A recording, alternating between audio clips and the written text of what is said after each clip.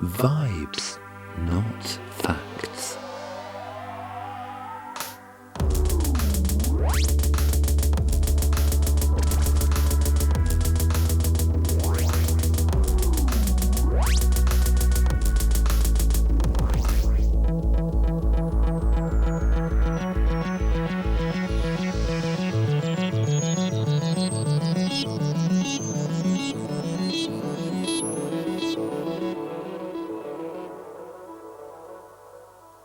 Do you ever feel overwhelmed by the prevalence of facts? Do you ever feel like the world around you is all information, all harsh, inevitable facts and figures, but lacking vibes? The dominance of facts is overbearing. The hegemony of reason is oppressive. At the surface level, information is more useful when it's concise, categorizable, fact-based, wrapped in words, transmitted via airwaves or written down as symbols. Going through these hardships in an attempt to transmit clean-cut, error-free information is unquestionably an honorable endeavor. However, the mere concept of hard facts already breaks into so many fragments that its superiority over mere vibes is questionable, if not straight up an illusion. On top of this, it is often said that facts don't care about your feelings. Vibes care about your feelings. This video essay cares about your feelings. I care about your feelings. Emotions, a top-tier factor of the human experience, are indeed very hard to transmit via facts. Vibes are more powerful than facts when it comes to aesthetics, conscious consumption of content, and mental health. The emotional impact of a vibe is profound and multifaceted. Vibes have the power to evoke a wide range of feelings in individuals, often transcending words or logic. Vibes can transmit deeply personal experiences in an elegant way. Vibes can elevate your spirits, bring tranquility, inspire creativity, or trigger nostalgia. They can create feelings of awe, empathy, comfort, and even melancholy, all without the sticky entanglements that come with fact-based communication. Vibes have the power to connect us with our emotions, our surroundings, and each other, making them a profound and vital aspect of being human. When you pick up a book, it's not just about the facts and figures within, but the vibe it creates in your mind. It's about getting lost in the story, feeling the emotions, and experiencing the journey. Vibes allow us to be present, mindful, and selective in our content choices, fostering a sense of well-being. Now go into your mind space and think about the beauty of a sunset, a walk on the beach, a comfy evening on the couch with your imaginary friend. The ambience, the music, and the scent of that freshly brewed coffee. Vibes create experiences that facts alone can't replicate. Surprisingly, computer-generated text is almost entirely vibe-based as well. Not the way the content is sourced, but the way it's spit back onto our screens. The evolution of our digital counterparts has transcended facts and reached the realm of vibes. Nature is retaking its silicone. It is a primeval truth that 5 vibes constitute one aesthetic. These 5 vibes, each with its distinct essence, collaborate to create a unified and immersive aesthetic where beauty, emotion, and meaning converge. By immersing ourselves in the power of vibes, we take a step toward a utopian solar punk society where sustainability, harmony with nature, and conscious living reign supreme. In this world, the pursuit of vibes fosters a profound sense of connection with our surroundings and with each other.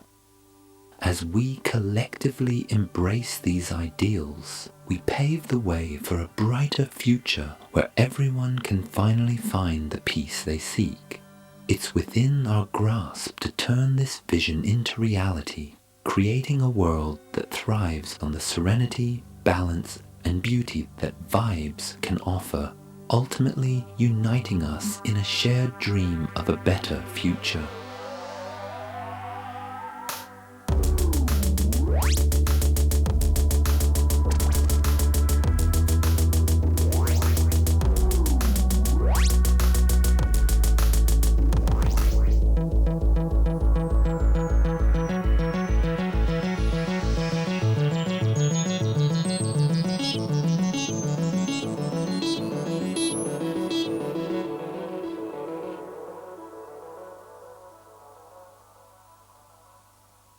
Have you ever heard two people argue and realized they were talking about different things?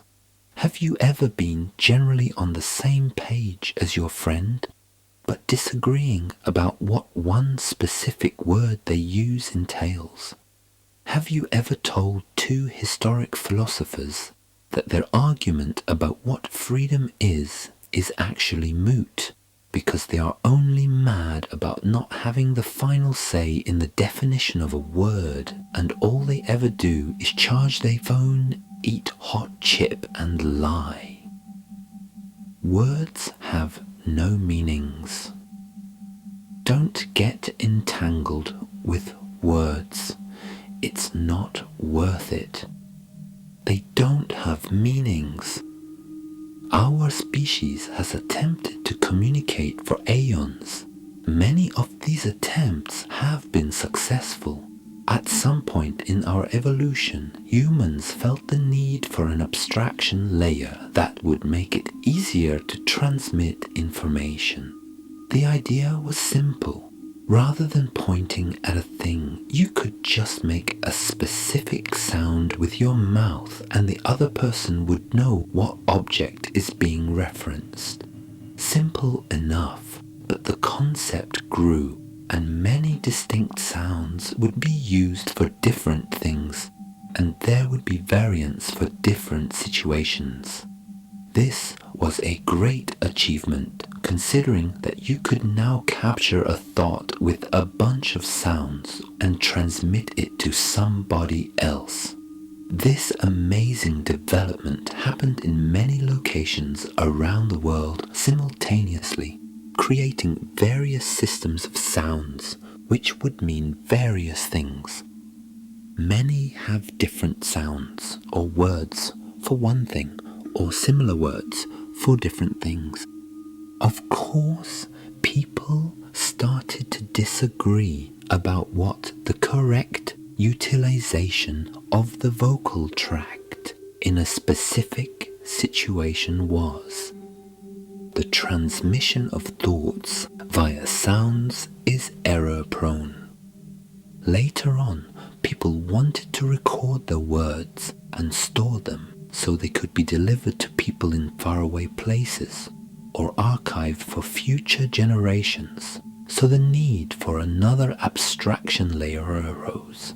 People started to come up with symbols to represent specific sounds and systems to structure these symbols so they would properly represent the sounds that represented the thoughts people wanted to transmit. Again, this happened in many places around the world, and again, similar symbols could represent different sounds and vice versa. I'm not going to continue on this tangent, but I'm sure you realize this is crazy, and human communication needs to be overhauled on a fundamental level. Words have no meanings, that is, no inherent meanings. Obviously, somebody who has mastered the art of words can string them together in amazing ways, either spoken or written, and it can be a net positive for the recipient of those words. But the art in that is to give meaning to words by assembling them in elaborate ways, making vibrant use of their intricate facets and associations rather than patching up raw meanings. It is impossible to transmit facts through a medium that is vibe-based. When words are being used continuously, they wear out and their meanings evolve, leaving those with outdated definitions of words stranded on the shore of insignificante. Thus is the tragedy of language. Imagine an elderly man in a suit he thinks is fashionable, struggling with the inscrutable things young people say, the way contemporary individualists express themselves, tearful and torn about what the world has come to, mourning the loss of meaning, his only map to navigate the world, longing for structure, yearning for guidance, and finally coming up with a phantom menace that purportedly haunts the world. And in his traumatic delusion, he strings together a bunch of naked, washed-up words with vague associations of what he believes it is he dislikes. And he opens his froggy mouth, and his red eyes stare into the distance as he speaks. Postmodern neo-Marxism. Postmodern neo-Marxism. Postmodern neo-Marxism.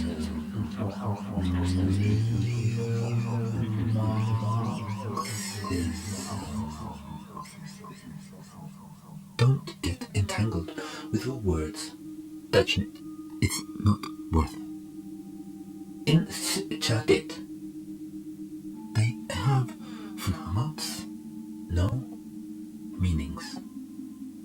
Anyway, to achieve our solar punk utopia, we must smash fashion. It's not worth. Insert. They have superior meanings, like a grimace shake in Fortnite. Okay, bien. Okay, bah. Lakikin ins. Pikachu Annans, Carmine, Christensen, Grimace Stitner, Nestons, shake in Fortnite. Okay, bye.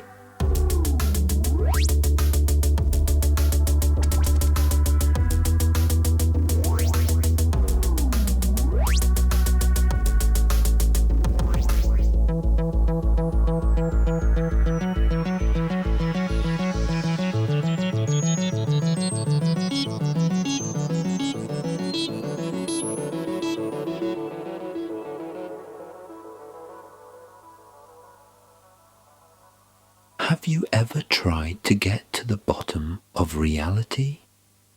Have you ever pondered, with wrinkles forming on your forehead, about the nature of truth itself? Well, you will be relieved to hear that it's not that complex actually. Reality doesn't exist. With your analytic mind, manifest the word reality before your frontal cortex. The prefix re is a familiar one.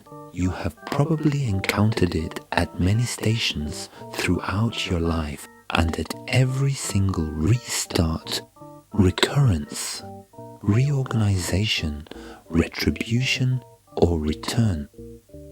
You will be delighted to hear your suspicions confirmed, that it originates in the Latin language and its meanings are back, anew, again, against.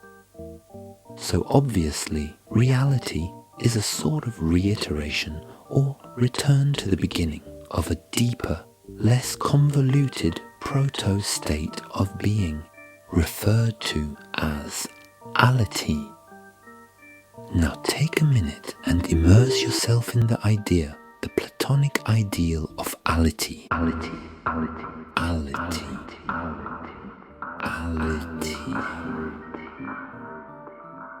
Take a good look at that word again. Ality. The prefix a might already have given you another hint that we're still not quite there. So what does it mean?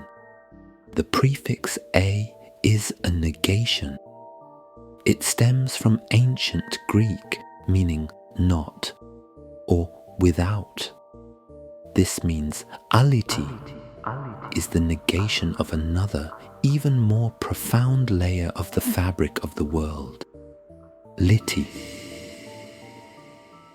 Now the word lity comes from Polish, and its meanings are solid, homogeneous, pure.